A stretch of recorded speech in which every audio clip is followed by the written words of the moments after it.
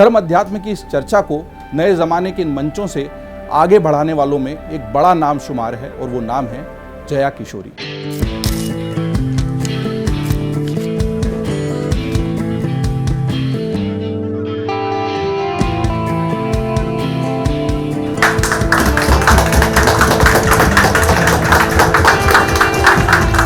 मतलब मैं तो आपकी फैन हो गई हूँ। अरे आपके बहुत सारे फैन हैं, तो हम तो कोशिश कर रहे हैं कि उन फैंस तक आपकी बात को और आगे पहुंचाएं। आई होप आप पीछे अच्छी पिक्चर्स आप चलाएंगे, देखिए, पुरानी मत चलाएगा मेरी कोई।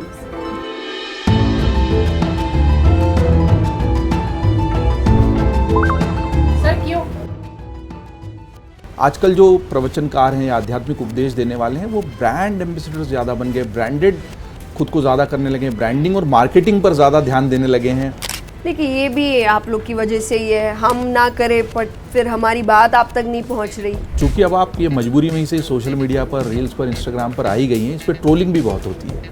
आप पढ़ती हैं ट्रोलर्स को? डिपेंड करता है किस टाइप का ट्रोल है। कभी कभार आप जैसे बोर हो रहे हो, इंस्टाग्राम सब स्क्रॉल करते हैं, हम भी करते हैं, नॉर्मल इंसान है, तो मैं भी कभी स्क्रॉल करती हूँ। मैं देखूँ चलो कि हमारे आसपास, हमारे रिश्तेदारों में, हमारे समाज में कुछ प्रतिष्ठित व्यक्ति होते हैं जिन्होंने अपने पूरे जीवन में एक भी ढंग का काम नहीं किया होता, पर दूसरों की गलती निकालने ये बड़ी जल्दी खड़े हो जाते हैं, इसमें माहिर होते हैं। जैसे पूरे समाज को सुधारने की जिम्मेदारी इनकी है, सिवाय इनके अपने जीवन की। अपनी गलतियां देखते नहीं, दूसरों से जलते हैं, और ये चेहरा धो नहीं सकते तो आईने बदलते हैं। क्या तो सबके लिए all the trollers. All the trollers. Gen Z के पास बहुत ऊर्जा है, बहुत उत्साह है। इस जेन जी को आप एक आइकन के रूप में बहुत अपील भी करती हैं, लेकिन क्या जेन जी की जो ये ऊर्जा है वो ऊर्जा सड़कों पर उपद्रव करने के लिए, संसद जलाने के लिए और हिंसा करने के लिए है, या फिर इसी ऊर्जा को रचनात्मक दिशा में मोड़ा जाना चाहिए? कि आज बहुत ज़रूरत है कि युवा अपने से बड़ों के साथ बैठे। मैं नहीं कह रही कि आप सीरियस कॉन्वर्सेशन करने बैठो, आप बस बैठो, आप उनकी बातें सुनो। हो सकता है वो 10 बातों में से 8 बातें ऐसी बोलेंगे जो काम की नहीं होगी, और काम की नहीं का मतलब आपके लिए नहीं होगी, क्योंकि ज़माना बदल गया है। पर आई थिंक लास्ट की 2 बातें जीवन बदल देने वाली होती है। तो आज युवाओं में एनर्जी बहुत है, एनर्जी तो इतनी कि दुनिया बदल दे, पर पेशेंस इतना कम कि एक बार असफल हो गए तो दूसरी बार कोशिश ही ना करें। जो अभी आपकी पुस्तक आई है नई नई, जो है जैसा है ठीक है, इट्स ओके, उसमें आपने वो अपने नाना जी को समर्पित की है, क्योंकि उनको किताबों से बहुत प्यार था। तो आज अगर वो होते तो मुझे लगता है कि वो दीवानों की तरह अपने गांव में घूम रहे होते कि जया की किताब आई है, जया की किताब आई है, क्योंकि वो जहाँ रहते थे वहाँ ऑटोज चलते हैं, ऑटोज में आप। धीरेन्द्र शास्त्री जी जो बड़े चर्चित हैं, वो भी कथावाचक हैं और बागेश्वर धाम से आते हैं, तो उन्होंने भी एक बात कही कि जो कथावाचक होते हैं वो जब कब भावुक पल आते हैं जब कथावाचन के दौरान, तो कई कथावाचक ऐसे होते हैं कि उसमें उन भावुक पलों में आंसू दिखाने के लिए रुमाल पर बाम लगा लेते हैं और उससे फिर आंखें पोंछते हैं, जिससे उनको नकली आंसू आते हैं। अब उनसे पूछना पड़ेगा मुझे कि वो किसकी बात कर रहे थे, मेरी नहीं कर रहे थे, ये फॉर श्योर। ये स्वामी चैतन्यानंद सरस्वती जी हैं, इनका असली नाम तो पार्थ सारथी रहा, और ये दिल्ली के एक आश्रम चलाते थे, बालिकाओं को पढ़ाते थे। लेकिन अब जिस तरह के गंभीर आरोप इन पर लगे हैं, बालिकाओं के साथ छेड़छाड़ के उनके हॉस्टल में CCTV लगा दिया था, कभी हम सुनते हैं कि रामपाल महाराज ने ऐसा कर दिया, कभी हम दूसरे अन्य बाबाओं के बारे में भी सुनते हैं। वेब सीरीज समर्पित ईश्वर को करिए, व्यक्ति को मत करिए। और जब इंसान के दिमाग में ये घुस गया कि मेरे अंदर कुछ भगवान की शक्ति है, तय है वो कुछ गलत करेगा, पर ये बढ़ावा तो आप ही दे रहे हो। क्यों आप किसी को भगवान बना रहे हो? मेरा काम कथा सुनाना है, कथा से प्यार करिए, मुझसे प्यार मत करिए। बड़ा सवाल यह है कि वो क्या है जिसको गूगल पर खोजने के बावजूद भी हमें नहीं मिल पाता। बड़ा सवाल यह है कि वो क्या है जिसको तमाम AI के जितने भी नए मंच आए हैं, चाहे वो ChatGPT हो, चाहे जेमिनी हो, चाहे परप्लेक्सिटी हो, चाहे ग्रोक हो, उस पर खूब खोजा जाता है पर इतनी आसानी से नहीं मिलता। वो क्या है जिसकी कमी तमाम बड़ी ऊंची इमारतों, शॉपिंग मॉल्स, फ्लाईओवर और बुलेट ट्रेन के बावजूद भी महसूस होती है? वो क्या है जो तमाम सोशल मीडिया और रील्स पर भी लगातार खोजा जाता है, लेकिन उसकी जो खोज है वो पूरी नहीं होती और उसकी कामना जो है, इच्छा जो है, वो लगातार बनी रहती है? जी हाँ, वो है सुकून, शांति, जिसकी राह हमें धर्म और अध्यात्म से होती हुई नजर आती है। जितनी भी भौतिक प्रगति इंसान ने की है, उसके बावजूद अगर कुछ है जिसकी तलाश लगातार बरकरार है, तो वह है धर्म, अध्यात्म, सुकून और शांति। वो क्या है जो भारत से निकलकर दुनिया में लगातार एक संदेश देता है। भारत से निकलने वाला योग बाहर जाकर चाहे योगा हो जाए, पर लगातार उसकी चर्चा बनी रहती है। और जब उसकी चर्चा होती है तो युग बदल जाता है, तौर तरीके बदल जाते हैं, पर कुछ लोग होते हैं जो उसके परचम को थाम कर आगे बढ़ते हैं और उसी के साथ साथ फिर भारत का ये धर्म और अध्यात्म नई दिशाएं, नई राहें और नई मंच तलाशता है। मंच इसलिए कह रहा हूं कि चाहे ताड़पत्रों पर लिखने का ज़माना हो, चाहे भित्ति चित्रों पर लिखना हो, चाहे गुफाओं में भीमबेटका की जो चित्र बने वो हों, चाहे ट्रेडल पर छपे हुए कागज़ हों, चाहे अखबार हो, चाहे टेलीविज़न हो, चाहे वर्तमान ज़माने की इंस्टा रील्स हों, सभी पर धर्म और अध्यात्म की खूब चर्चा होती है। धर्म अध्यात्म की इस चर्चा को नए ज़माने के इन मंचों से आगे बढ़ाने वालों में एक बड़ा नाम शुमार है और वो नाम है जया किशोरी। जया किशोरी जी आज अमर उजाला के इस न्यूज़ रूम में हमारे साथ मौजूद हैं। जया किशोरी वो जिन्होंने 7 साल की उम्र में ही धर्म और अध्यात्म की इस राह को पकड़ा और तमाम चर्चाओं, कुछ विवादों और बहुत सारे कथावाचनों के बाद वो उस मुकाम पर है जहाँ पर जया किशोरी का नाम लेते ही लोग ध्यान से सुनने लगते हैं कि अब वो क्या कहने वाली हैं। चर्चाओं और विवादों से गहरा नाता होने के बावजूद उनका ध्यान होता है अपने कथावाचन पर, उनका ध्यान होता है जो गूगल और ग्रोक पर तलाशा जा रहा है उस अध्यात्म के ऊपर। और इसीलिए जब हमने देखा कि तमाम आधुनिक साधनों के बावजूद ये जो धर्म अध्यात्म की खोज है उसके लिए कुछ अलग नए ज़माने का डेस्टिनेशन भी होना चाहिए, हमने सोचा कि अमर उजाला पर लगातार हम जो खबरें बनाते हैं उसके बावजूद अगर धर्म और अध्यात्म की इतनी तलाश की जा रही है तो उसको केवल एक कैटेगरी के रूप में प्रस्तुत करके काम नहीं चलेगा। और इसीलिए केवल धर्म और अध्यात्म के ऊपर आधारित हमने एक नई वेबसाइट, एक नया ऐप, नया उपक्रम बनाया और उसका नाम रखा जीवांजलि। जी हाँ, जीवांजलि के माने ये हैं कि हम जीवन को अंजूरी में भरकर एक अर्घ्य दे रहे हैं। अर्घ्य भारत की उस सनातन शाश्वत संस्कृति के प्रति, उस धर्म और अध्यात्म के प्रति जो आज भी तमाम तरक्की के बावजूद एक प्रकाश स्तंभ की तरह खड़ा है और हमें राह दिखाता है। राह दिखाने वाली इस प्रकाश स्तंभ की जीवांजलि की आध्यात्मिक यात्रा से जया किशोरी जी भी जुड़ गई हैं। उन्होंने बरेली, मुरादाबाद और आगरा में हमारे साथ मिलकर इस जीवांजलि की यात्रा में ज़बरदस्त शो किए हैं जिसका बहुत अच्छा प्रतिसाद मिला है और इसका अगला मुकाम गाज़ियाबाद है। गाज़ियाबाद के इस शो के लिए हमारे बीच में पधारी जया किशोरी जी से आज हम खास बातचीत करेंगे। जया जी, आपका अमर उजाला के इस न्यूज़ रूम में स्वागत है। बहुत बहुत धन्यवाद इतने अच्छे शब्दों के लिए। मतलब मैं तो आपकी फ़ैन हो गई हूँ। अरे, आपके बहुत सारे फ़ैन हैं, तो हम तो कोशिश कर रहे हैं कि उन फैंस तक आपकी बात को और आगे पहुँचाएँ। मेरा पहला सवाल तो आपसे यही रहेगा कि आप जीवांजलि की इस आध्यात्मिक यात्रा से जुड़ी हैं। आपने 3 हमारे शोज़ पहले ही कर लिए हैं, चौथे शो की तैयारी है गाज़ियाबाद में। इस यात्रा से जुड़कर आपको कैसा लगा? जीवांजलि का ये जो पूरा उपक्रम है अमर उजाला का, इसके बारे में आप क्या सोचती हैं?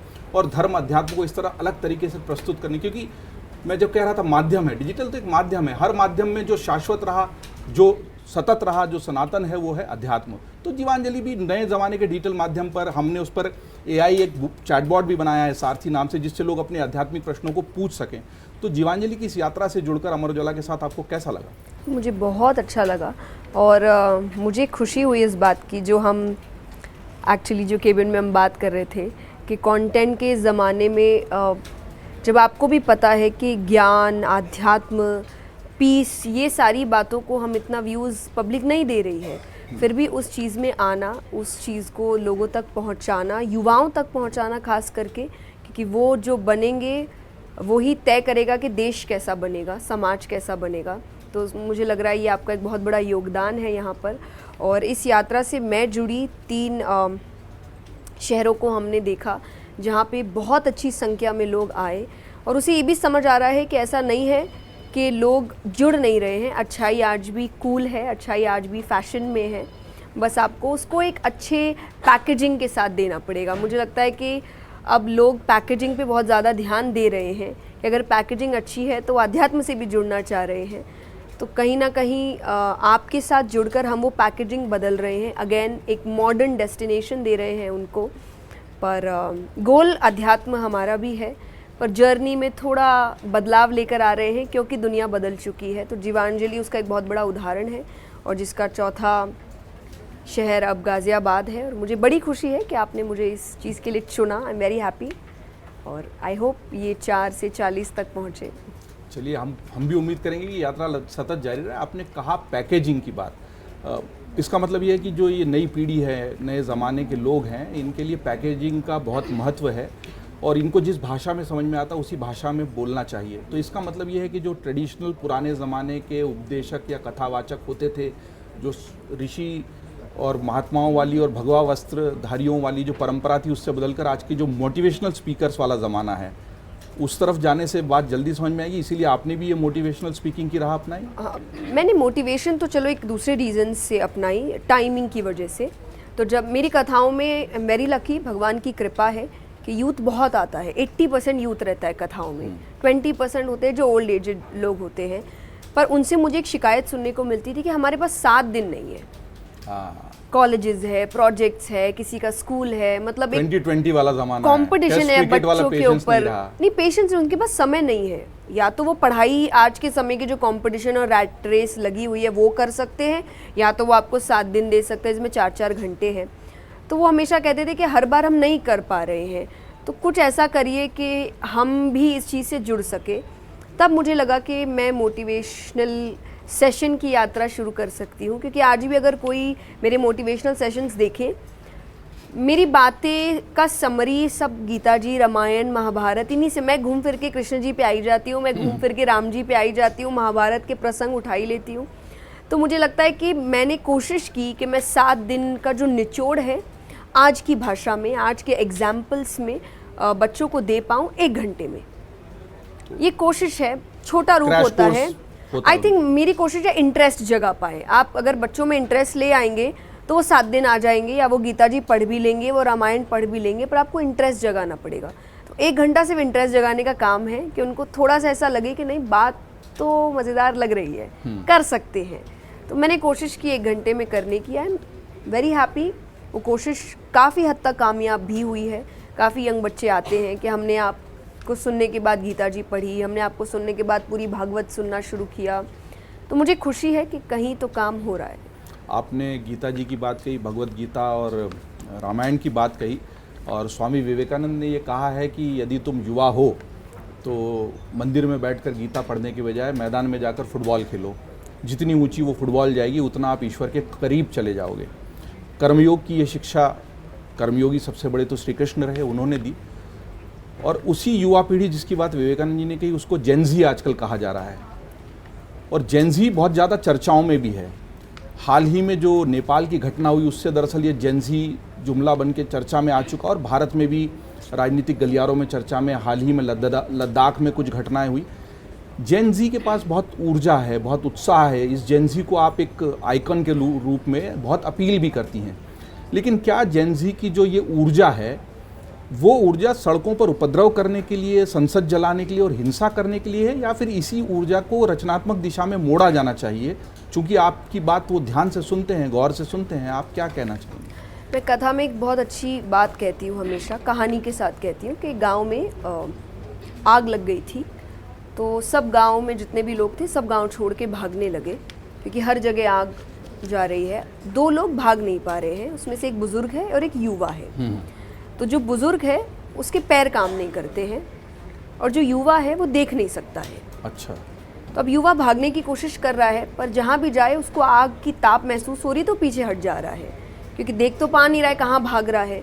और जो बुजुर्ग है वो भाग ही नहीं पा रहे, उनको दिख रहा है कि मैं कहाँ जा सकता हूँ, पर उनके पैर कमज़ोर है।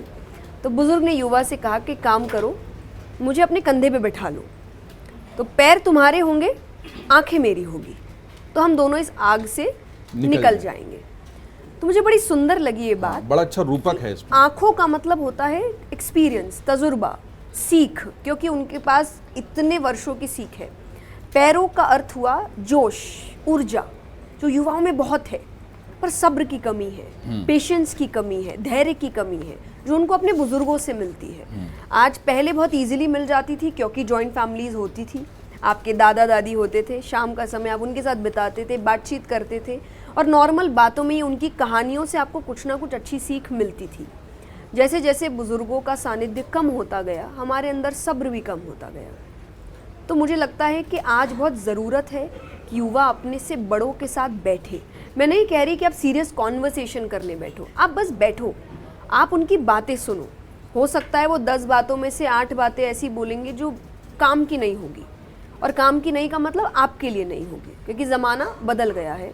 पर आई थिंक लास्ट की 2 बातें जीवन बदल देने वाली होती है, पर 2 सुनने के लिए 8 चुपचाप सुनना पड़ती है। ये पर वो धैर्य कहाँ है इस पीढ़ी में? वो तभी आएगा जब आप पहले देखिए, अपनों के साथ आता है, बड़े कोई अनजान होगा तो नहीं है। मेरी दादी अगर दादा मेरे साथ बैठे होंगे, शायद मैं प्यार से ही सुन लूँ कि ज़्यादा समय के नहीं है, आप बैठो उनके पास, आप सुनो उनको। तो ये प्यार की वजह से आपको एक आई थिंक फोर्स आएगा कि मैं बैठता हूँ, अनजानों के साथ नहीं आएगा। मैं क्यों बैठूँ, मैं क्यों सुनूँ। तो ये सीख थी, और मुझे लगता है पुरानी चीज़ें खराब नहीं होती। पुराने हमारे जो पूजा पाठ होते थे, रीति रिवाज होते थे, मुझे लगता है एक बहुत बड़ा रीज़न उनका पेशेंस भी था। आज व्यक्ति शादी करने बैठता है और पंडित जी को कहता है जल्दी जल्दी कर दीजिए तो जल्दी जल्दी वाली शादी जल्दी जल्दी खत्म भी हो जाती है। में हो जाए तो उनके लिए बड़ा अच्छा। नहीं, पर जल्दी जल्दी खत्म भी हो जाती है ना। हाँ। तो आप उस समय के पूजा पाठ, उस समय के रीति रिवाज भी तो पेशेंस सिखाते हैं कि बैठो, चीज़ों को समझो, रीति रिवाज समझो, ये पूजा क्यों है, ये फेरा क्यों है। अब जब समझ ही नहीं रहे तो निभाएंगे कैसे। तो ये सारी चीज़ें जैसे जैसे घटती गई, पेशेंस घटता गया। तो आज युवाओं में एनर्जी बहुत है, एनर्जी तो इतनी कि दुनिया बदल दे, पर पेशेंस इतना कम कि एक बार असफल हो गए तो दूसरी बार कोशिश ही ना करें। तो आई थिंक धैर्य सीखना बहुत ज़रूरी है। अगर वो धैर्य सीख गया तो मेरे हिसाब से आज का युवा वो बदलाव ला सकता है जो पहले कभी नहीं आया। वो बदलाव ला सकता है जो पहले कभी नहीं आया, लेकिन जोश के साथ होश की भी ज़रूरत है। वो होश अनुभव से आता है। आपने बहुत अच्छी बात की। मैं अगला कोई और सवाल लेना चाहता था, लेकिन चूंकि आपने कहा कि बुज़ुर्गों के साथ बैठना चाहिए, बुज़ुर्गों की बात सुननी चाहिए, और आपने भी कोशिश की अपने, इससे मैं आपकी पुस्तक की तरफ चलता हूँ। जो अभी आपकी पुस्तक आई है नई नई, जो है जैसा है ठीक है, इट्स ओके, उसमें आपने, उस पुस्तक पर अलग से हम बात करेंगे लंबी, लेकिन उसमें आपने वो अपने नाना जी को समर्पित की है। तो वो चूँकि आप बुज़ुर्गों की तरफ चली ही गई हैं, तो नाना जी की वो क्या स्मृतियाँ थी, उनके साथ आप बैठी और नाना जी को समर्पित किया है, तो जिस सचमुच वो इमोशनल कनेक्ट और वो डेडिकेशन आपके मन में होगा। मेरे दादा दादी बहुत जल्दी चले गए थे, तो दादा के साथ फिर भी मुझे इतनी यादें है नहीं, क्योंकि मैं बहुत ही छोटी थी। दादी के साथ फिर भी कुछ यादें हैं। नाना नानी मेरे साथ बहुत लंबे समय तक रहे कि मेरी उम्र अच्छी हो गई थी, तो मैंने उनके साथ बहुत समय बिताया। और मेरी नानी के देहांत के बाद मेरे नाना जी पूरे परिवार में सबसे ज़्यादा करीब मेरे हुए, क्योंकि उनको ऐसा लगा कि नानी के बाद उनका जीवन अगर अध्यात्म की तरफ किसी ने लाया तो वो मेरे कार्य ने लाया। तो उनको ऐसा लगा कि शायद वो उतना समय निकाल नहीं पाते अगर उनको आध्यात्म से जोड़ा नहीं जाता, तो वो नानी के बिना शायद रह नहीं पाते जितने समय भी वो रहे। तो उस वजह से वो मेरे बहुत करीब आ गए थे, हम बहुत बात करते थे, और उनकी एक इच्छा थी कि वो मुझे श्रीमद् भागवत करते हुए देखना चाहते थे। अरे वाह। और दुर्भाग्य है वो देख नहीं पाए। अरे, मैं वही जानना चाहता कि क्या तो, आपने जब शुरू किया तब हाँ वो थे? नहीं, वो नहीं थे। और मुझे बहुत बाद में पता चला, मेरी कथा अलसी सर हुई थी, और क्योंकि हम अपने काम की वजह से अलग अलग शहरों में चले जाते हैं, तो मुझे बहुत समय बाद पता चला अलसी सर मेरे नाना का गांव है। संयोग देखिए। और उसके भी बहुत बाद मुझे उनकी डायरी कुछ मिली, जहाँ उन्होंने श्रीमद् भागवत से रिलेटेड बातें लिखी थी कि जिस दिन ये करेगी उस दिन इस बातों से इसको बहुत हेल्प मिलेगी। तो मुझे ऐसा लगा कि वो तो, तब ये बात मुझे बहुत बाद में पता चली, तब तक मैंने कथाएं शुरू कर दी थी। तो मैंने जब किताब लिखी और मेरे मन में पहला भाव आया कि ये किताब मैं उनके लिए लिखना चाहूँगी, क्योंकि उनको किताबों से बहुत प्यार था। तो आज अगर वो होते तो मुझे लगता है कि वो दीवानों की तरह अपने गांव में घूम रहे होते कि जया की किताब आई है, जया की किताब आई है, क्योंकि वो जहाँ रहते थे वहाँ ऑटोज़ चलते हैं, ऑटोज़ में आप वो अनाउंसमेंट। लेकिन आपने किताब में लिखा भी है कि वो जहाँ है वहाँ है, वहाँ से आपको देख रहे हैं, और मुझे लगता है उनका आशीर्वाद आपके साथ हमेशा रहेगा। बिल्कुल। फिर मैं अपने अन्य सवालों की तरफ आता हूँ। आप धर्म अध्यात्म का प्रचार करती हैं, युवाओं को प्रेरित भी करती हैं। आपने कहा भी कि नए ज़माने की पैकेजिंग की आवश्यकता है, लेकिन इस धर्म अध्यात्म के बीच में जब हम इस तरह की खबरें सुनते हैं, जो अभी एक ताज़ा खबर भी आई है, ये स्वामी चैतन्यानंद सरस्वती जी हैं, इनका असली नाम तो पार्थ सारथी रहा, और ये दिल्ली के एक आश्रम चलाते थे, बालिकाओं को पढ़ाते थे, लेकिन अब जिस तरह के गंभीर आरोप इन पर लगे हैं, बालिकाओं के साथ छेड़छाड़ के उनके हॉस्टल में सीसीटीवी लगा दिया था। कभी हम सुनते हैं कि रामपाल महाराज ने ऐसा कर दिया, कभी हम दूसरे अन्य बाबाओं के बारे में भी सुनते हैं वेब सीरीज। तो आपको क्या लगता है इस तरह की घटनाएं सचमुच जो इस दिशा में काम कर रहे हैं उनको किस तरह प्रभावित करती है? लोगों का एक तरह से विश्वास ही उठने लगता है कि ये सब लोग चीट कर रहे हैं, फ्रॉड कर रहे हैं, और जो एक जेन्युइन सही काम इस दिशा में कर रहे हैं उन तक जब ये खबरें पहुंचती हैं तो वो इसको कैसे लेते हैं? मुझे लगता है, देखिए, बुरा तो लगता है जब आप कुछ ऐसा सुनते हो जहां आपका बहुत विश्वास रहा हो, पर मैं हमेशा ये बदलाव लोगों से लाने को कहती हूँ। क्योंकि जब ना हम, ये मैं मेरे लिए भी कहती हूँ कि जैसे एक चीज़ मैं करती हूँ, मैं किसी को अपने पैर नहीं छूने देती। अच्छा, मुझे ये चीज़ पसंद नहीं है कि आप मेरे पैर छुए। और मुझे ऐसा लगता है जस्ट बिकॉज हम भगवान की बात कर रहे हैं इसका मतलब ये नहीं कि हम भगवान हैं। हम आपके जैसे इंसान हैं, तो हमें भगवान मत बनाइए, क्योंकि एंड ऑफ द डे हम इंसान हैं। जब आप हमें भगवान का दर्जा देते हो ना तो ये खराब होगा। वो एक वेब सीरीज है ना जहाँ ऐसा लगता है कि अपुनिच भगवान है। वो फील आप दे रहे हो हमें, क्योंकि हम इंसान हैं। देखिए, आप अगर हमें इतना ऐसा बना देंगे, अरे तुम भगवान हो, आप तो भगवान के अवतार है, आपको तो कभी तो लगेगा ना यार, इतने लोग भी तो झूठ नहीं बोल सकते, कुछ तो खास होगा मुझ में। ये नॉर्मल ह्यूमन नेचर है ये।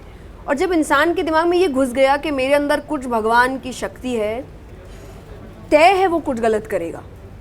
पर ये बढ़ावा तो आप ही दे रहे हो।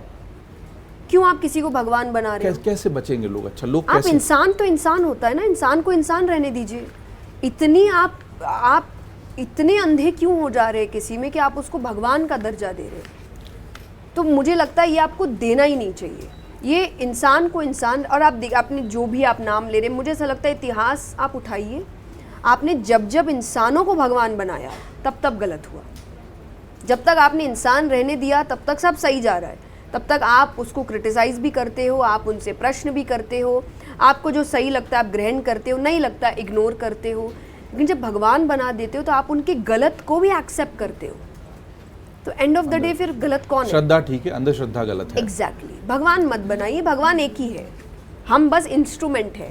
हमें इंस्ट्रूमेंट की तरह आप यूज़ करिए कि ये मुझे भगवान से जोड़ने के लिए, ये खुद भगवान नहीं है।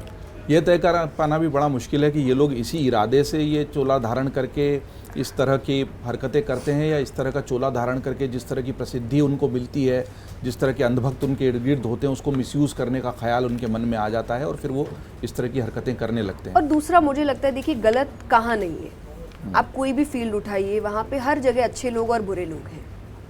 कॉर्पोरेट में चलिए, हाँ, जनरलाइज नहीं करना चाहिए कि अच्छा ये है तो सभी ऐसे हैं। आपके फील्ड में भी कोई कॉर्पोरेट में होगा, वहाँ पे कई लोग होंगे जो बुरे होंगे, जो फ़ायदा उठाते हैं। आप पॉलिटिक्स में जाइए, वहाँ भी बुरे लोग होंगे जो फ़ायदा उठाते हैं, वहाँ अच्छे लोग भी हैं जो अच्छा काम कर रहे हैं। तो आप आर्टिस्ट फील्ड में जाइए, वहाँ भी कई ऐसे होंगे जिनमें आर्ट नहीं है फिर भी चल रहे हैं क्योंकि पावर है, और कई होंगे जिनमें बहुत आर्ट है। तो ये एक नॉर्मल सी बात है कि आप कहीं भी जाओ, वहाँ अच्छे बुरे दोनों लोग होते हैं। आपको परख करनी है कौन अच्छा है और कौन बुरा है, और उस हिसाब से आपको उनमें श्रद्धा रखनी है। That's it.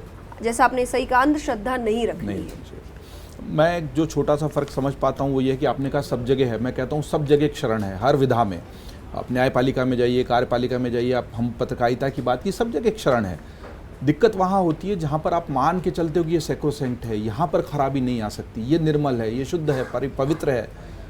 उसमें जब दाग दिखाई देते हैं तो चौंकता व्यक्ति ज़्यादा है, क्योंकि वहाँ समर्पित होके जाता है व्यक्ति पूरा। वो अपना सब कुछ, जैसे हम जूते बाहर उतारते हैं ना कथा के लिए या मंदिर के लिए जाते हैं, तो वो जूते नहीं उतारते, अपना पूरा अहम त्याग के सब कुछ छोड़कर जाते हैं और अंदर समर्पित कर देते हैं। उस समर्पण का जब दुरुपयोग किया जाता है वहाँ गड़बड़ शुरू होती है। समर्पित ईश्वर को करिए, व्यक्ति को मत करिए। मैंने व्यक्ति को कभी मुझे कई बार, देखिए, मैं कईयों को सुनती हूँ, कुछ की बातें मुझे अच्छी लगती है, कुछ की नहीं लगती है, पर आप विश्वास नहीं करेंगे, मेरे मन में ना कभी भी किसी के लिए ऐसी नहीं आई कि अरे ये ऐसे कैसे बोल सकता है, मैंने तो इसको क्या माना। नहीं, मैं सिर्फ बातों को मानती हूँ। मुझे लगता है ये व्यक्ति मुझे ईश्वर से जोड़ने के लिए है। जहाँ उन्होंने ऐसी बातें की जो ईश्वर से जोड़ रहे हैं, मैं तब तक सुन रही हूँ। जहाँ मुझे लगता है कि अब ये जोड़ना इनके प्रति ज़्यादा हो रहा है और ईश्वर के प्रति नहीं, वहाँ से मैं नज़रअंदाज करना शुरू कर देती हूँ।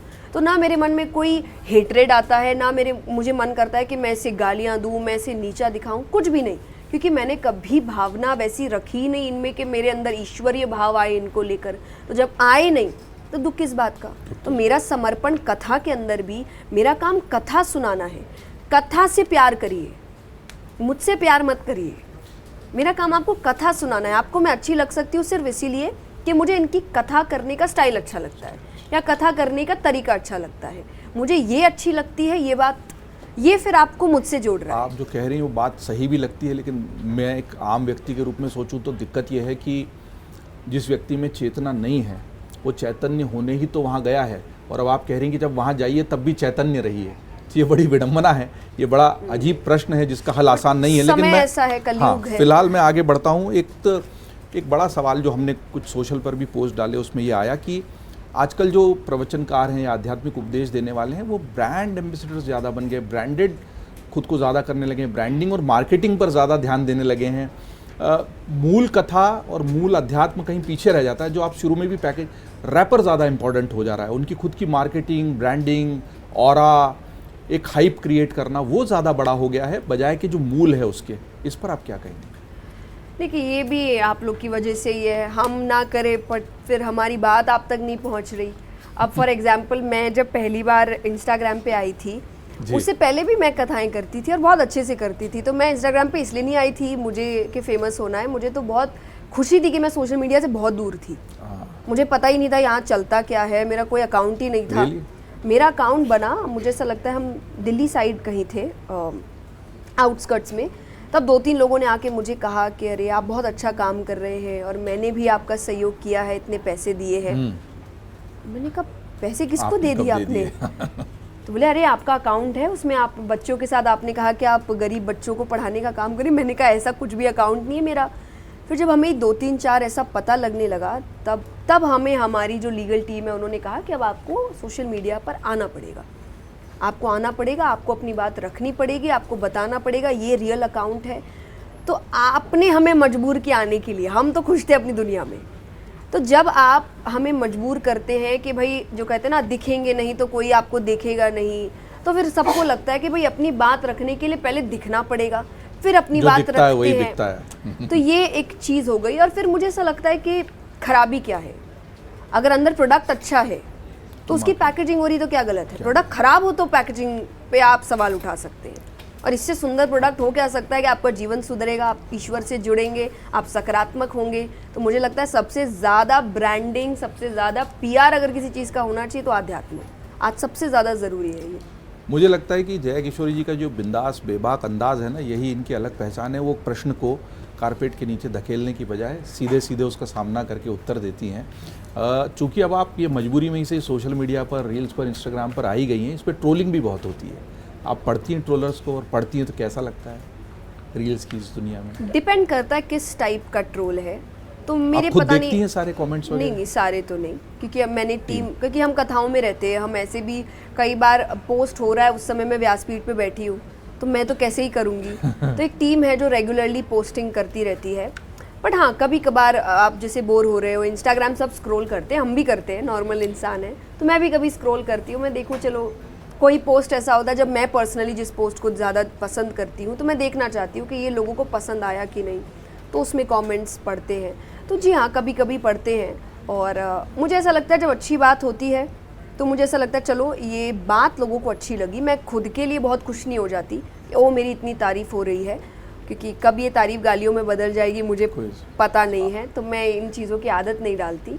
बट मैं फिर मुझे समझ आता है कि ओके ऐसा कंटेंट लोगों को समझ आ रहा है, तो मुझे शायद बाकी चीज़ों को इसी टॉपिक पे ले जाने की ज़रूरत है, क्योंकि शायद ये लोग सुनना चाह रहे हैं। और मैं जनरली सिर्फ अध्यात्म मोटिवेशन की बात करती हूँ, फीडबैक का अच्छा माध्यम है, क्योंकि काम ही मेरा वो है। तो मुझे लगा कि ये टॉपिक शायद अभी लोग सुनना पसंद कर रहे हैं, तो इसीलिए जब मुझे लगता है कोई नेगेटिव है तो मैं सबसे पहले उसकी आईडी जाके देखती हूँ और आईडी के बाद मैं तय करती हूँ कि मुझे दुख करना चाहिए कि नहीं। जब मुझे लगता है सामने वाला खुद कुछ अपनी आइडेंटिटी नहीं बताना चाह रहा है, आइडेंटिटी नहीं बता रहा, या उसने खुद ने कुछ काम ढंग का किया नहीं, मैं कथा करती हूँ मायरा जी। तो उसमें एक बहुत सुंदर प्रसंग आता है। उसमें मैं कहती हूँ कि नरसिंह जी के पास गांव के कुछ प्रतिष्ठित व्यक्ति आए। अब मैं फिर सबसे पूछती हूँ प्रतिष्ठित का मतलब क्या है, तो सब कहने लगते हैं कि वहाँ के जो सबसे अमीर व्यक्ति होंगे या सबसे प्रसिद्ध होंगे या समाज के लिए जो कार्य करते हैं, ये जमींदार होते हैं। मैंने कहा बिल्कुल सही आपका जवाब, पर इसका एक और मतलब होता है जो आज के लिए लागू होता है कि हमारे आसपास, हमारे रिश्तेदारों में, हमारे समाज में कुछ प्रतिष्ठित व्यक्ति होते हैं जिन्होंने अपने पूरे जीवन में एक भी ढंग का काम नहीं किया होता है पर दूसरों की गलती निकालने ये बड़ी जल्दी खड़े हो जाते हैं, इसमें माहिर होते हैं। जैसे पूरे समाज को सुधारने की जिम्मेदारी इनकी है सिवाय इनके अपने जीवन की। तो मैं वो बड़ा चेक करती हूँ कि इसने खुद ने कोई ढंग का काम किया है क्या। अगर नहीं तो मुझे इसकी बात से कोई फर्क नहीं पड़ता। अगर मुझे लगता है कोई ऐसा व्यक्ति है जो ज्ञान की बात कर रहा है, जिन्होंने अपने जीवन में कुछ बदलाव लाया है, तो मैं डेफिनेटली उस ट्रोल को या उस कमेंट को ध्यान देती हूँ कि क्या ये मुझे बेहतर बनाने के लिए है। इफ़ यस तो मैं उसमें काम करती हूँ। तो मुझे क्रिटिसिज्म से कोई प्रॉब्लम नहीं है, बशर्ते वो तमीज़ में और सम्मान में हो। बाकी जिनको बात करने का तरीका नहीं, उसकी बात को मैंने अगर महत्व दे दिया तब तो जीत उसकी हो गई ना। वाह, आपने अच्छी बात की। आपने इन जो तथाकथित प्रतिष्ठित लोगों की बात कही तो मुझे एक शेर याद आ गया कि अपनी गलतियां देखते नहीं दूसरों से जलते हैं, अपनी गलतियां देखते नहीं दूसरों से जलते हैं, और ये चेहरा धो नहीं सकते तो आईने बदलते हैं। क्या बात। तो सबके लिए all the trollers all the trollers. आपने चूंकि कथावाचन की बात की, आप मोटिवेशनल स्पीकिंग भी करती हैं, पर मूल पहचान आपकी कथावाचक की है। और अभी धीरेन्द्र शास्त्री जी जो बड़े चर्चित हैं वो भी कथावाचक हैं और बागेश्वर धाम से आते हैं। तो उन्होंने भी एक बात कही कि जो कथावाचक होते हैं वो जब कब भावुक पल आते हैं जब कथावाचन के दौरान, तो कई कथावाचक ऐसे होते हैं कि उसमें उन भावुक पलों में आंसू दिखाने के लिए रुमाल पर बाम लगा लेते हैं और उससे फिर आंखें पोंछते हैं, जिससे उनको नकली आंसू आते हैं। इस पर आपकी क्या टिप्पणी? पता नहीं अब उन्होंने किसके लिए कहा, वो मैं पूछूंगी उनसे जब मिलूंगी। पर उसमें पर इस वीडियो पे मेरा वीडियो जरूर लगाया गया था। हाँ, रोते हुए का। पर ऑब्वियसली वो मेरे से पता नहीं क्यों लगाया गया। हाँ, क्यों, इसीलिए मैं कह रही हूँ क्यों लगाया गया, क्योंकि अगर कोई उसको ध्यान से सुनेगा, पूरी उनकी जो रील है उसमें उन्होंने कहा है कि जब श्री राम और भरत जी का संवाद हो रहा होता है। हाँ। मैंने कभी रामकथा करी नहीं है, आपने तो मैंने इस संवाद पे कभी बात ही नहीं किया है। फिर भी लोगों ने तो उसको ये श्योर है कि मेरी तो बात नहीं हो रही थी। तो कोई अपना वीडियो जबरन वायरल करना चाह रहा था। हाँ, बट फिर मुझे लगता है फिर भी उन्होंने जो इन जनरल जो टिप्पणी की है तो वो क्या ऐसा लगता है आर्टिफिशियल लोग नहीं पता। अब डिपेंड करता है कि उन्होंने किसी को देखा होगा ये करते हुए, तो वो उन्हीं से पूछना पड़ेगा। मैंने आज तक नहीं देखा किसी को ऐसा करते हुए, तो अब उनसे पूछना पड़ेगा मुझे कि वो किसकी बात कर रहे थे। मेरी नहीं कर रहे थे, ये फॉर श्योर है। आपका वीडियो जोड़ दिया गया ना, तो इसलिए हमने सोचा ये सवाल आपसे नहीं, पर वही है, फिर मुझे उस समय ऐसा लगा कि क्यों मेरा वीडियो क्यों जोड़ा। फिर मुझे लगता है ये सौभाग्य की बात है कि आपके नाम से उनको व्यूज़ मिल रहे हैं, किसी का घर चल रहा है, किसी घर में खाना आ रहा है, तो भगवान ने आप पे कृपा करी। तो फिर मुझे ऐसा लगता है चलाओ भाई चलाओ, घर चलने चाहिए। चलाओ भाई चलाओ। जया जी, बहुत सारे युवा साथी हैं न्यूज़ रूम में और इनके भी एक दो सवाल हैं हम जो कोशिश करेंगे लेने की, लेकिन मैं आपकी किताब पे आ जाता हूँ। आपकी ये पुस्तक आई है जो है ठीक है, इसको थोड़ा हमारे कैमरे के लिए। एक्चुअली इट्स ओके किताब का जो और रियल, ये फिर हिंदी और कई अन्य पंजाबी वगैरह मराठी 5 में निकली है, तो इंग्लिश, हिंदी, गुजराती, मराठी और पंजाबी। मैं ये जानना चाहता हूँ कि एक तरफ आप उस युवा पीढ़ी को प्रेरित करती हैं जिसको ये लगता है कि जो कुछ भी है वो ठीक नहीं है, यथास्थिति से उनको प्यार ही नहीं है। उनके पास अगर एक एंड्रॉयड का फ़ोन है तो उनको आईफोन चाहिए, आईफोन 16 है तो आईफोन 17 चाहिए, 17 के लिए रात भर लाइन लगाने वाली युवा पीढ़ी को आप कह रहे हैं जो है ठीक है, मतलब 16 है तो 16 पे ही बने रहो, छोटा घर है तो छोटे घर पे बने रहो, 2 व्हीलर है तो 2 व्हीलर में ही रहो, कार पे मत जाओ, जो है वो ठीक कैसे है? तो इस किताब की बहुत अच्छी सुंदरता है कि जो आपको दिख रहा है ना अंदर वो नहीं है। मतलब आपने भी पैकेजिंग की है। हाँ, कि इंसान, तो मुझे ना, तो इसमें एक चैप्टर आता है कि it's okay to be lazy. हाँ, तो मैं अपनी ऑफिस में टीम के साथ बैठी थी जिसमें मोस्टली जो अकाउंटेंसी लीगल टीम में है वो थोड़ी अच्छी उम्र के हैं। तो उन्होंने जब बुक देखी उन्होंने कहा कि यार आप जया जी आप तो काम ही खराब कर रहे हैं हमारा। हम जब ऑफिस में यूथ के साथ बैठते हैं तो हम उनको कहते हैं don't be lazy, be energetic. और अब तो और अब वो हमें बुक लाके कह देंगे देखो जया जी ने कहा it's okay to be lazy. मैंने कहा उनको बोलना अंदर जाके पढ़ो। तो ऊपर जो लिखा है कई बार नीचे उससे बिल्कुल उल्टी बात करी गई है। तो ये एक्चुअली इट्स ओके एक फ्रेज है जो आज का युवा बहुत यूज करता है Okay. अपने हर काम में। हम भी कई बार कहते होंगे तो वो जनरली कहेगा देखा इट्स ओके या अरे चलता है, अरे डोंट थिंक इट्स ओके या। तो ये ना जब मैं कॉलेजेस में जाती थी मैं बच्चों को बहुत सुनती थी, तो मुझे बड़ा इस वाक्य ने बहुत क्यूरियस किया कि ये क्या है। तो मैंने फिर इस पे रिसर्च करना शुरू किया, तब जाके ये किताब बाहर आई। तो मैंने कहा कि अब क्योंकि इसी वाक्य ने मुझे इतना जिज्ञासु बनाया है तो मेरी किताब का नाम भी इट्स ओके ही होगा। चलिए, मतलब इट्स ओके का मतलब सचमुच इट्स ओके नहीं है, जो गलत है उसको बदलने की कोशिश कीजिए, जो ठीक है उसके साथ बने रहिए। एग्जैक्टली ये इसका मूल हाँ, है। ये एक्चुअली मुझे लगता है इस भागदौड़ की दुनिया में हर व्यक्ति को चाहिए कि उसके पास एक व्यक्ति खड़ा हो जो उसके कंधे पे हाथ रख के बोले इट्स ओके, हो जाएगा। अब वो व्यक्ति मिलता नहीं है सबको, तो मेरी किताब वो हाथ है आपके कंधे पर जो आपको विपरीत परिस्थितियों में कहेगा कि इट्स ओके, निकल जाओ। उम्मीद करते हैं इस किताब को पढ़कर लोगों को वो हाथ सचमुच मिले जो उनको कंधे पे रखा हुआ दिखाई दे। हम फ्लोर को थोड़ा सा ओपन करते हैं और सुप्रिया जी हैं, जो मैं जीवांजलि की बात कर रहा था, हमारा जीवांजलि वाला काम धर्म अध्यात्म वाला यही देखती हैं, इन्हीं के वीडियो हैं जीवांजलि के यूट्यूब चैनल पर और ऐप पर। तो सुप्रिया जी कुछ सवाल पूछना चाहती हैं। नवरात्रि का पावन पर्व चल रहा है, हम अलग अलग देवियों की उपासना कर रहे हैं। आप ऐसी कौन सी शक्ति हैं जिनकी उपासना करती हैं और जिन्हें आराध्य मानती हैं?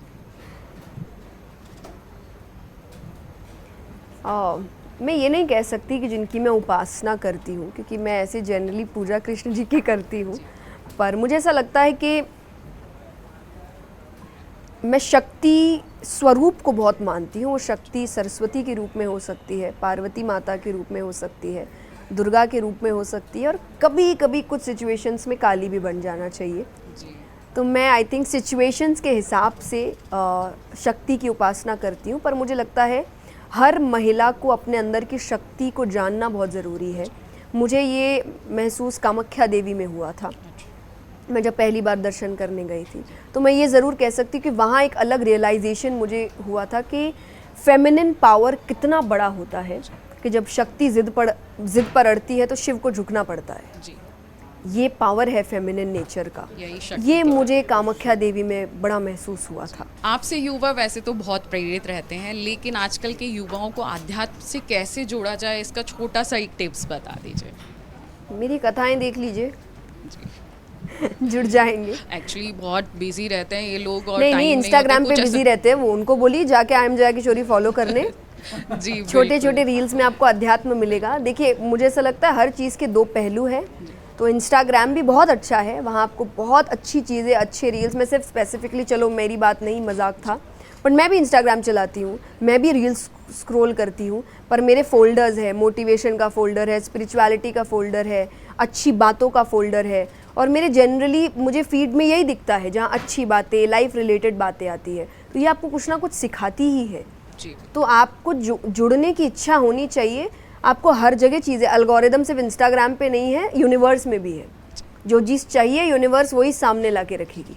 तो मन में अगर आध्यात्मिक होने की इच्छा होगी तो यूनिवर्स हर चीज़ अलाइन कर देगी, और नहीं होगी तो फिर कुछ भी नहीं होगा, और फिर हम सिर्फ कहेंगे मेरा मन तो है, पर अगर मन होता तो बन जाते।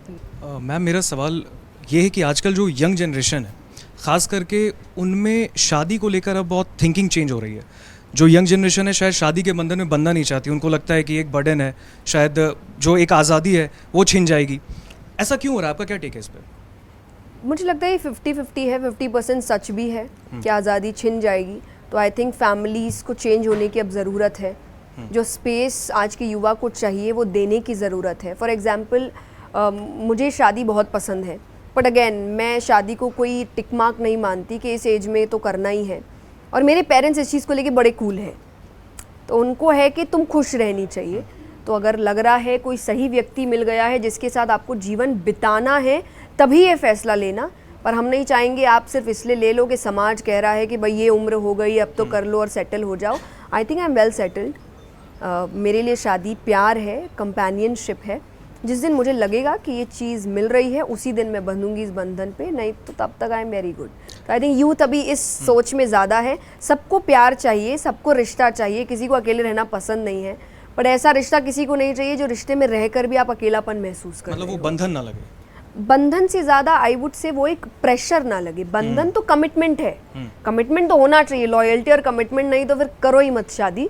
पर वो आप आपको ये ना लगे कि एक प्रेशर है मेरे ऊपर, मैं जो हूँ उसको ख़त्म करके कुछ और बनने के लिए ज़बरदस्ती की जा रही है, वो नहीं होना चाहिए। क्योंकि आज हर व्यक्ति पढ़ रहा है, काम कर रहा है और सालों लगा रहा है अपनी पर्सनालिटी बनाने में, और फिर अचानक से कोई एक रिश्ता आके कहे कि नाउ चेंज योर पर्सनालिटी, बुरी बात है। लेकिन इस बीच में मान लीजिए कि ऐसा होता है कि जो युवा होते हैं उनको ऐसा लगता है कि अगर वो शादी के बंधन में नहीं बनते तो इस बीच में लिव इन रिलेशनशिप की जो प्रक्रिया है वो कुछ ज़्यादा चल रही है इन दिनों, ये कहाँ तक सही है? सी टू बी वेरी मतलब एक ऑनेस्ट, दूसरे को परखने के लिए वो ऐसा करते हैं, ये कहाँ तक सही है? नहीं, परख तो आप ऐसे भी सकते हैं। परखने आई थिंक आपको आध्यात्मिक होना पड़ेगा उसके लिए। परख मुझे लगता है आप बातों से सकते हैं व्यक्ति को।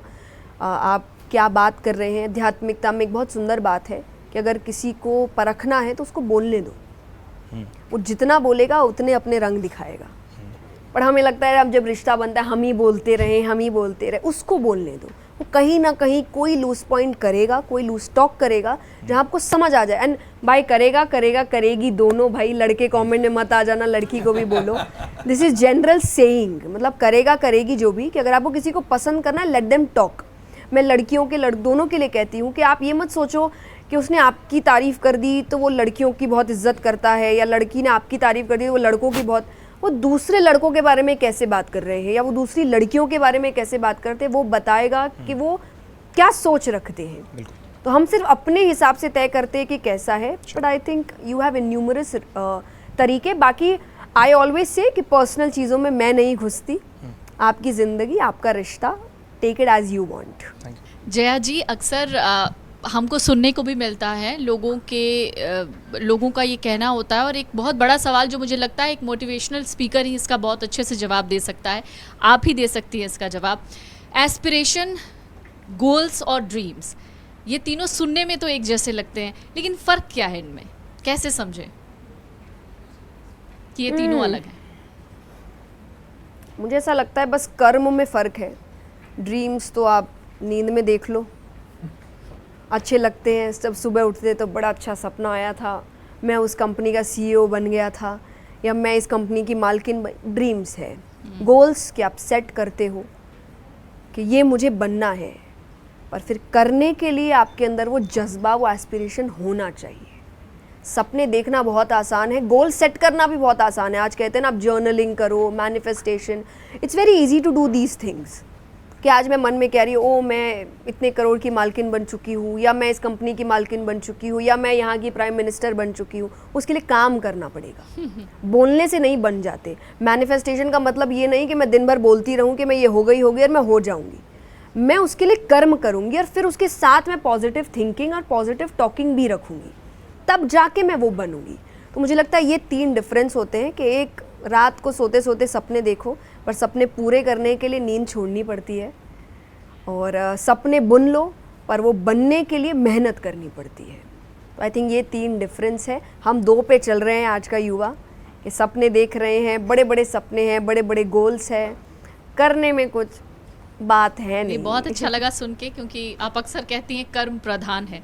मैं नहीं, वो तो कृष्ण जी कह के चले गए, हम तो वही दोहराते हैं। मैम, मेरा क्वेश्चन ये है कि रिलेशन को लेके आजकल के जो रिलेशन हो कमज़ोर होते जा रहे हैं, शादियां टूट रही हैं और डाइवोर्सेस के केसेस भी आ रहे हैं, और इवन लव मैरिज के बाद भी लोग डाइवोर्स की तरफ जा रहे हैं, एक्स्ट्रा मैरिटल अफेयर्स भी सामने आ रहे हैं। तो इस पर आपका क्या कहना है? मुझे ऐसा लगता है इसमें 2-3 रीजंस है। पहला जी कि अब दोनों अपने पैरों पे खड़े हो चुके हैं। जी बिल्कुल। तो पहला एक बहुत बड़ा रीज़न है कि अब लड़कियां सहन नहीं कर रही। तो जहाँ कुछ गलत होता है तो लड़कियां कहती चलो भाई अगले जन्म में मिलेंगे। तो मैम सहन क्यों करे फिर लड़की? Exact, that's what I am saying. ये मैं अच्छे वे में कह रही हूँ कि अब वो ज़माना गया जब लड़कियां डिपेंडेंट थी, कि जब अन्याय भी हो रहा है तो उनको लग रहा है कि भाई अगर छोड़ दिया तो घर नहीं है, धन नहीं है, खाएंगे क्या, कला भी नहीं है क्योंकि पढ़ाया लिखाया भी नहीं जाता था, तो कुछ कर भी नहीं सकते आगे जाके, तो रहना ही पड़ेगा वहाँ पे। एक उम्र बाद माँ बाप भी चले जाते हैं तो वो घर भी छूट जाता है। जी बिल्कुल। तो अब ऐसा लगता है कि पति नहीं तो जीवन में कुछ और ऑप्शन ही नहीं है हमारे पास, तो जो है जैसा है जो है रहना पड़ेगा। तो एक ये रीज़न भी है कि वो चीज़ें ख़त्म नहीं होगी, तो लड़कियां अब सहन नहीं कर रही तो रिश्ते टूट जाएंगे। जी। लड़कियां अब अपने लिए आवाज़ उठा रही है। दूसरा मुझे ऐसा लगता है कि आज शादी बहुत जल्दी हो रही है। पहले भी तो जल्दी होती थी। पहले रीज़न ये था ना कि आपके पास ऑप्शन नहीं है, जो है आपको करना पड़ेगा, अंत तक यही है। पहले एक बहुत मुझे ये फ्रेज़ बिल्कुल अच्छा नहीं लगता और मैं अपनी कथाओं में पेरेंट्स को हमेशा कहती हूँ कि आप ये फ्रेज़ प्लीज़ यूज़ मत करिए, जो लड़कियों से कहा जाता था कि डोली जा रही है वापस अर्थी ही आनी चाहिए। जी जी बिल्कुल। ये क्या बात है करने की अपनी बेटी से, कि जो भी है सहन करो वहाँ पे। तो ये आई थिंक दूसरी तरफ भी होता था कि भाई शादी तो यही चलेगी मरते दम तक, भले ही आपका प्यार मर जाए पर आपका रिश्ता चलना चाहिए। तो ये एक थॉट प्रोसेस था। तो जल्दी हो देर से वहाँ तो मतलब पहले तो आप देखते ही नहीं थे जी। आप तो शादी के बाद एक दूसरे का चेहरा देखते थे, आपको पता ही नहीं आपकी शादी किससे हो रही है। पर अभी मुझे लगता है जब आपके पास इतना अच्छा ऑप्शन है कि आप इंसान को जान सकते हो, तो आप जान क्यों नहीं रहे हो? आप सिर्फ जो कुछ महीनों का हार्मोनल प्यार आपके रिश्ते को चला रहा है उससे शादी कर लेते हो। फिर जब आप साथ रहते हो तो आपको कमियां दिखने लगती है कि अरे ये नहीं पसंद वो नहीं। तो ये पहले देखना था ना, बात करनी थी ना, पहले इन टॉपिक्स पे बात करना था। तो आई ऑलवेज से जब आप किसी के साथ रिश्ते में हैं या आप शादी करने का सोच रहे हैं, कुछ बहुत महत्वपूर्ण टॉपिक्स होते हैं। फॉर एग्जाम्पल पहला कि आपके प्रिंसिपल्स क्या है। सबके प्रिंसिपल्स लाइफ में होने चाहिए और वो प्रिंसिपल्स किसी के लिए मत छोड़िए, कोई भी हो दुनिया में। ये मेरे सिद्धांत हैं, मैंने आज तक का जीवन इन सिद्धांतों पे निकाला है, मैं सिद्धांत नहीं बदलूंगी। एडजस्टमेंट्स ठीक है, छोटे छोटे एडजस्टमेंट सबको करना, अपने माँ बाप के साथ भी करते तो पति के साथ क्यों नहीं करेंगे भाई, उसके साथ जीवन चलाना है, हम सफ़र है हमारा, पर सिद्धांत नहीं छोड़ेंगे। तो सिद्धांत आपके क्या है? मनी पर बात करिए। अधिकतर रिश्ते आप कोर्ट में जाइए मनी के ऊपर टूट रहे हैं। मनी पर बात, बच्चों पे बात करिए, संस्कारों पे बात करिए, परिवार पे बात करिए। ये 4-5 ऐसी चीज़ें हैं, सिर्फ इन्हीं की वजह से डिवोर्सेस हो रहे हैं। पहले ही सामने वाले का क्या थॉट है इनको लेकर जानिए। अगर आपको लग रहा है थॉट मैचिंग है तो आगे बढ़िए, वरना आगे मत बढ़िए। आगे बढ़ के आप बात करते हैं और फिर आप कहते हैं मेरा रिश्ता टूट गया, तो गिव सम टाइम, जल्दबाजी मत करिए। और मैम जो एक्स्ट्रा मैरिटल अफेयर्स आ रहे हैं, इस पर आपका क्या कहना है? अब इस पे क्या कहें, देखिए हम इस पे क्या कह सकते हैं। गलत तो गलत ही है, पर नहीं चल रहा तो रिश्ता ख़त्म कर दो। अगेन जैसा मैंने कहा ना, मुझे ये चीज़ नहीं चलती। बहुत अच्छा चैप्टर है मेरी किताब में, इट्स ओके टू लेट गो।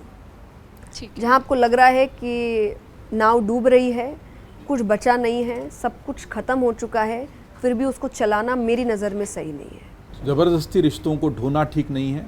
अगर कुछ नहीं चल रहा है तो उसको लेट गो करना चाहिए। और इसी बात पर हम अमर उजाला के इस न्यूज़ रूम में जो बातचीत जया किशोरी जी से हमारी चल रही थी उसको विराम देंगे, लेकिन आध्यात्मिक यात्रा जो जीवांजलि और अमर उजाला के साथ जया किशोरी जी की चल रही है उसको हम जारी रखेंगे। जया किशोरी वो जो 7 साल की उम्र से अध्यात्म की तरफ मुड़ी और उनकी ये यात्रा अनवरत जारी है। बस उसमें जीवांजलि के साथ सहयोग, साझेदारी हो गई है। इस साझेदारी की वजह से अमर उजाला का मंच, जीवांजलि का ब्रांड और जया किशोरी जी मिलकर कोशिश कर रहे हैं कि ज़्यादा लोगों तक उनकी बात पहुँचे। जया जी को प्रधानमंत्री जी से भी अवार्ड मिला इन्फ्लुएंशियल कंटेंट क्रिएटर का। कैसा लगा आपको जब वो अवार्ड मिला? बहुत अच्छा लगा, और एक्चुअली अवार्ड से ज़्यादा क्योंकि वो अवार्ड था national creator award for social change, कि समाज में जो आप बदलाव लेकर आ रहे हैं। और उससे बेहतरीन जब मैं अवार्ड लेने गई तो हमारे माननीय प्रधानमंत्री जी ने कहा, जो चीज़ों के लिए कई बार मुझे ट्रोल किया जाता है कि अरे बड़े मॉडर्न तरीके से ही बात कर रही है, और उन्होंने मुझे यही कहा कि आपने अध्यात्म को बहुत मॉडर्न तरीके से आगे बढ़ाया है, युवाओं तक पहुंचाया है। तो मैंने कहा मुझे तो पुरस्कार ही इस चीज़ के लिए मिला है जिस चीज़ के लिए आप बोल रहे हो कि ये मत करो। This is how I work.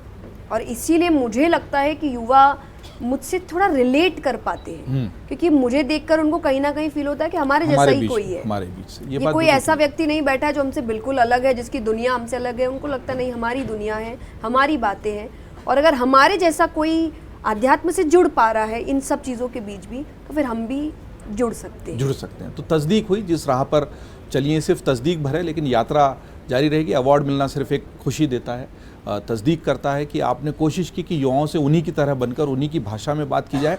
कोई उपदेशक होगा तो 40 मिनट की लेक्चर होती है क्लास में, उसमें बच्चे कई बार सो जाते हैं, लेकिन जब अपने बीच का कोई बात करता है तो उसको ध्यान से सुनते हैं। हम भी उम्मीद करते हैं कि इस पूरे वीडियो को, बातचीत को सारे युवा जया किशोरी जी की प्रशंसक भी और आलोचक भी ध्यान से सुनेंगे, फॉलो करेंगे और इस आध्यात्मिक यात्रा पर जीवांजलि और अमर उजाला की हमारे साथ बने रहेंगे।